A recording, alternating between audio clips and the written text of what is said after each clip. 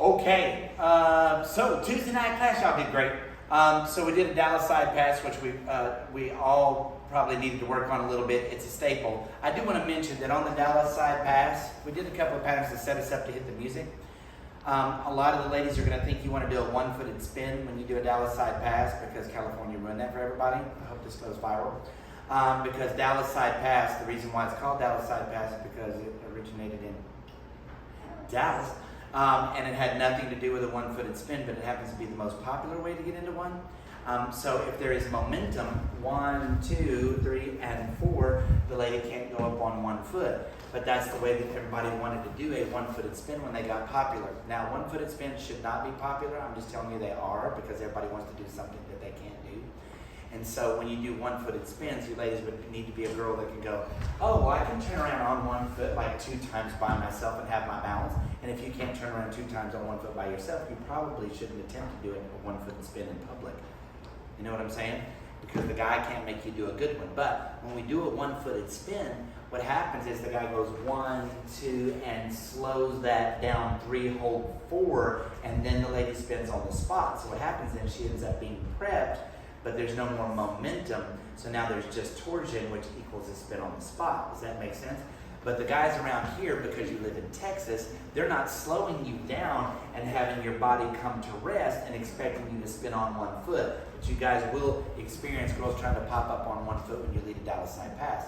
For that reason, I'm very clear that I want the lady to continue to move through space when I do a Dallas side pass. So I go 1, 2, and bring them to the foot so that they're moving through space. They can't possibly try to pop up on 1 foot. They have to take the next step to save their life.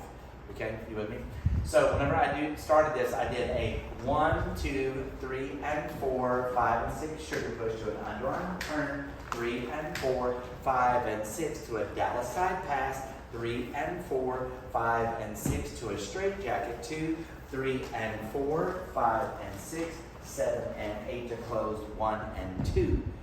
Now I'll do that from the other side, and then I'm going to talk about it a little bit more. But we do a sugar push, 1, 2, 3, and 4. If I count this straight 8s, 7, 8, 1 and 2, 3 and 4, 5, 6, 7, and 8. Hit the 1 and 2. Now 3, 4, 5, and 6, 7, and 8. Spinner 1 and 2, 3 and 4. Spinner 5, 6, 7, and 8. That hits the 1.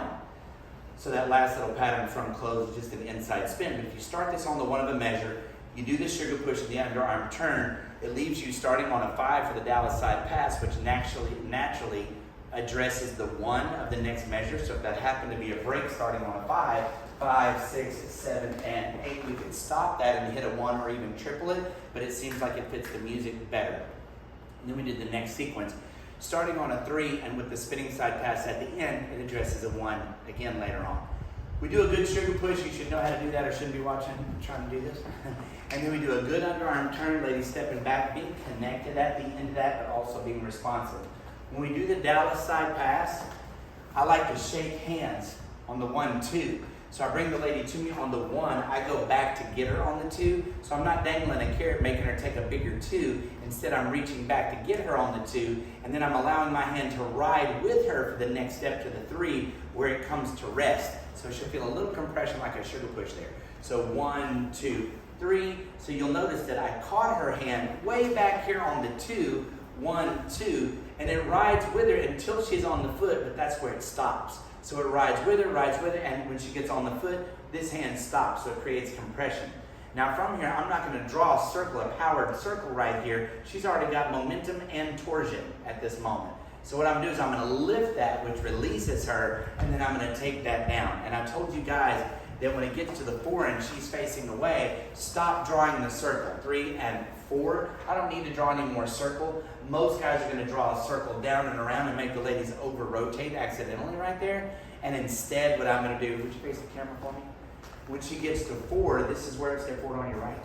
When she gets to 4, she's going to step out from under it, 5, and my hand goes straight down, and I'm connected to her on the way down, where most guys want to make that to the 4 again. Most guys get here, and because she's under it, they want to take this around, which makes the lady feel like she shouldn't do a workaround anchor there.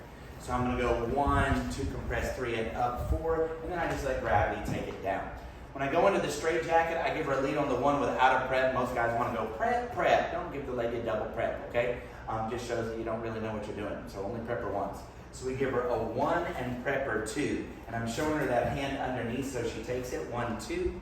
From there, very smoothly, I'm going to take the right hand all the way around her head for 3 and 4. And you'll notice that I took my left foot down the slot with her on 4 so that she has room enough to get on that foot. From here, I'm going to step across to the other side on 5. She's going to do a 5, closing her feet because I'm pulling against the grain. And then we're both going to do a ball change.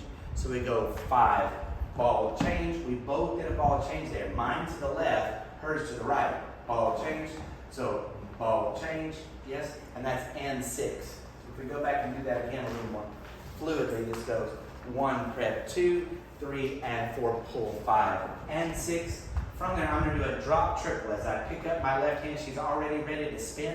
I pick that up and turn it over so the back of my knuckles are facing her, which makes her realize that her arm just needs to be, give me that again, needs to be relaxed and just go over. So if you leave that hand on this side of her, a lot of times the lady thinks she's supposed to keep turning and you didn't want her to keep turning. So when it's the back of your knuckles, she allows her arm to relax and go over. And I'm stepping across to the other side to be generous in closed position. So if this is and 6, when she goes to spin, I'll go 7 and 8, and I step across to the other side. So when I'm in closed position doing an anchor, I'm facing the diagonal, so she has more rope on this side to have her left hip back. So we're actually parallel to each other here. Guys make the mistake in closed position to try to anchor relative to the slot. Now I'm not allowing her to anchor. So I'm going to face the diagonal and let her be back on her foot. So if I do the whole thing from there again, it goes 1, 2, 3 and 4, 5 and 6, and underarm 2, 3 and 4, and a Dallas side pass. 1, shake hands, it stops and lifts. 5 and 6, and a 1, prep 2, 3 and 4, 5 and 6, 7 and 8 to close. And then at the end, I just did a basic spinning left side pass from close. Move the same distance as her on the 1. Give her that prep and lift. 3 and 4, 5 and 6, because we already gave her all the ingredients. All the way, 1, 2, 3 and 4, 5 and 6, 7, 8, 1 and 2, 3, starting on a 5, 5, 6, 7 and 8, hit the 1, 2, 3, that's right, 5 and 6, 7 and 8, 1 and 2, 3 and 4, spinner starting on a 5, 6, 7 and 8, hit the 1. Thank you very much.